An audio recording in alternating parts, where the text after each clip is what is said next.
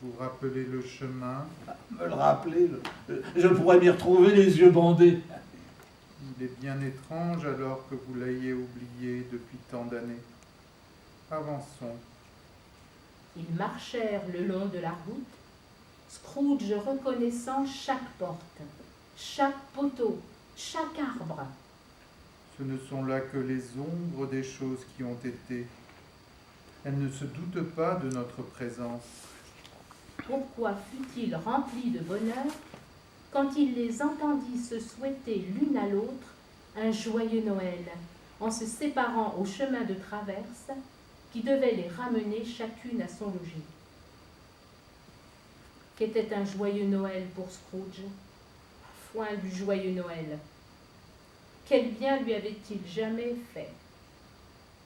L'école n'est pas encore tout à fait déserte. Il y reste encore un enfant solitaire, oublié par ses amis. Scrooge dit qu'il le reconnaissait, et il soupira. Scrooge s'assit sur un banc et pleura en se reconnaissant lui-même, oublié, délaissé, comme il avait coutume de l'être alors. Pauvre enfant, je voudrais... Mais il est trop tard maintenant. Qu'y a-t-il? Rien. Je pensais à un enfant qui chantait un Noël hier soir à ma porte. Je voudrais lui avoir donné quelque chose, voilà tout. Voyons un autre Noël. Le spectre s'arrêta à la porte d'un magasin et demanda à Scrooge s'il le reconnaissait. Ah ben, si je le reconnais, n'est-ce pas ici que j'ai fait mon apprentissage? Ils entrèrent.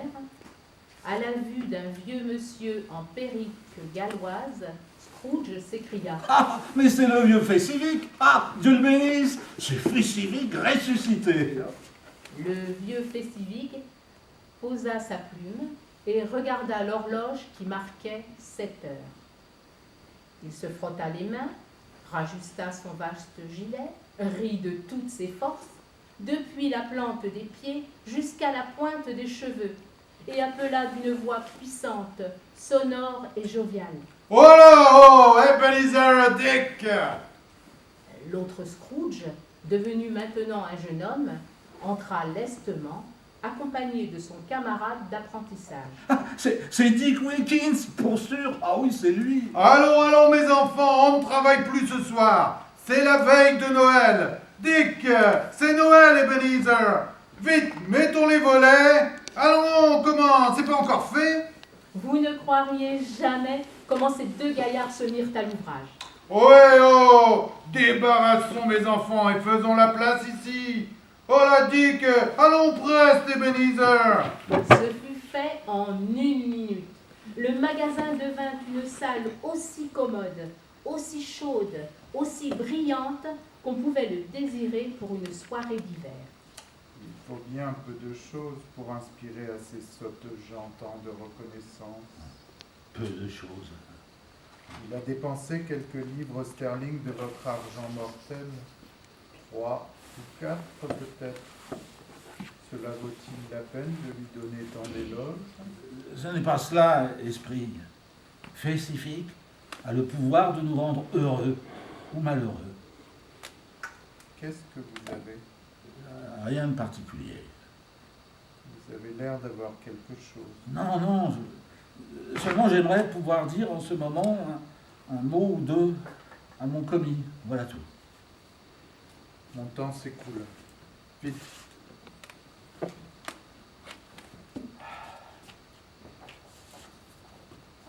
Cette parole produisit un effet immédiat. Car Scrooge se revit encore. Il était plus âgé, mais il avait commencé à porter les marques de l'inquiétude et de l'avarice. Il n'était pas seul.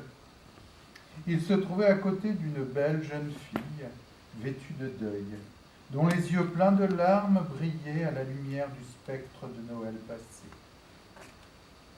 Une autre idole a pris ma place. Et si elle peut vous réjouir et vous consoler plus tard, je n'ai pas autant de raisons de m'affliger. Quelle idole! a pris votre place? Le veau d'or. Eh bien quoi? Lors même que je serais devenu plus raisonnable en vieillissant après. Je ne suis pas changé à votre égard. Suis-je changé? Notre engagement, nous l'avons pris ensemble quand nous étions tous les deux pauvres et contents de notre état. Quand cet engagement fut pris, vous étiez un autre homme. J'étais un enfant. Pour moi, je suis la même. Ce qui pouvait nous promettre le bonheur quand nous n'avions qu'un cœur n'est plus qu'une source de peine depuis que nous en avons deux. Il suffit que j'y ai pensé et que je puisse à présent vous rendre votre parole. Mais ai-je jamais cherché à la reprendre? De bouche, non, jamais. Comment alors? Comment? En changeant du tout au tout. Votre humeur n'est plus la même, ni l'espérance qui était le but principal de votre vie. Puisse la nouvelle existence que vous aurez choisie vous rendre heureux.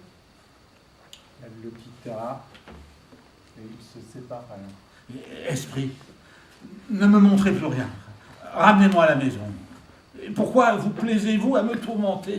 Je vous ai prévenu que je vous montrerai les ombres de ce qui a été.